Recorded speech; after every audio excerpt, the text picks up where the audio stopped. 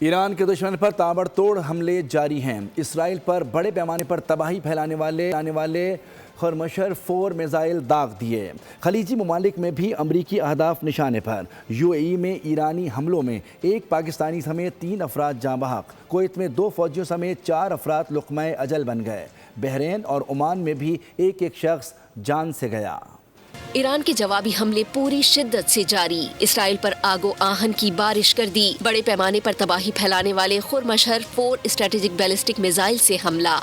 ایرانی پاسداران انقلاب کے مطابق تل ابیب کے مرکز بن گوریون ایئرپورٹ اور اسرائیلی فضائیہ کے 27ویں اسکواڈرن کے اڈے کو نشانہ بنایا گیا۔ ایران کے خلیجی ممالک میں بھی امریکی اہداف پر شدید حملے۔ قطر کا دارالحکومت دوحہ دھماکوں سے گونج اٹھا۔ قطری وزارت دفاع کا 14 بیلسٹک میزائل اور 4 ڈرون کامیابی کے ساتھ ناکارہ بنانے کا دعویٰ۔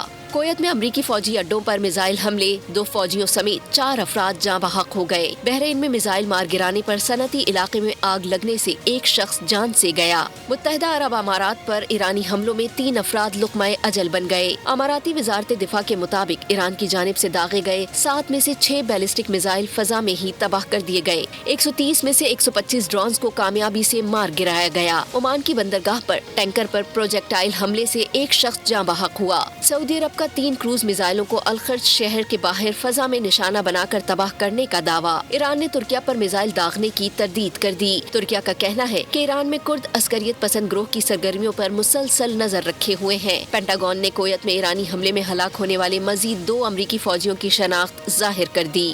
ادھر یوکرین نے خلیجی ممالک کو ایرانی ڈرونز کے خلاف دفاع میں مدد کی پیشکش کر دی۔